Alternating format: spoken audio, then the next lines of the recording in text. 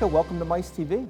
It's a pleasure to see you again, Matt. Absolutely. Well, we saw each other in Rotterdam last, but this time, what are you focused on at the AOC?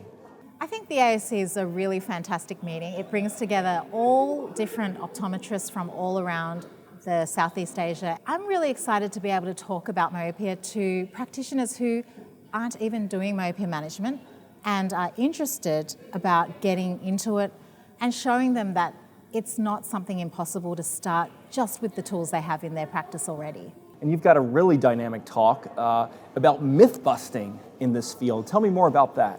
The way we've been approaching myopia has been very much the same for hundreds of years, because back then all we could really do was just correct the vision. And there's been a lot of research that's been published in animal models and then clinical studies in children where the scientists have been able to slow the increase in myopia with optical treatments, as well as other types of treatments that we'll hear about at this meeting. So what we want to do is really tell practitioners that, okay, that myopia is increasing globally around the world. That's a certainty. We've got the work that we published at the Brian Holden Vision Institute when I was a researcher there. And we have the evidence to slow myopia in children.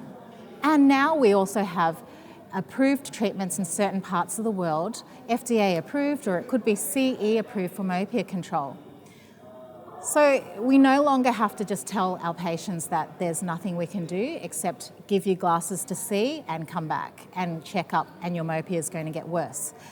We can actually slow the increase in myopia. So that's a myth I want to bust. Okay. And then the other myth is that there's new ways to measure myopia increase.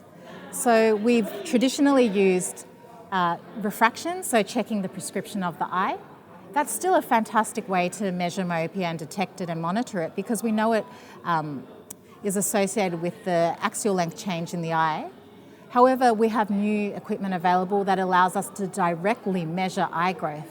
And that is fascinating, because every time the child's eye is growing, you can detect that 0.01 millimeter change, and we can show their eye growth on a chart and kind of like show how a kid's growing in life. And then we can show how the treatment is actually doing something really positive. We don't have to accept low treatment powers anymore to slow myopia. We've had a research paper published recently that we can put in up to +7 diopters of treatment power without causing any major deterioration in the vision of the child. And that's a myth in the past that, well, it wasn't a myth, because in the past through the standard types of multifocal contact lenses, we could only get up to treatment powers of +3 diopters. But now we can go to +7 diopters. So I'll be excited to talk about all of that. And, you know, we're all here together, Monica, and I feel like there's just great energy in the room. The exhibition hall is a little smaller than we're used to within ophthalmology, but in optometry, you know, because of the young people and the energy, I feel like this field is just about to take off in Asia Pacific. Would you agree with that? There is so much heart and passion here from the practitioners. They all want high quality professional education, because they know that with high quality professional education, this is the way that they're going to develop further and offer the best care to their patients. So I feel the energy, and it's not just in myopia, they're tackling topics such as sports vision, behavioural optometry, paediatrics, and all of these things fit together. And so I'm quite aware that myopia fits in, and we want to help support everything.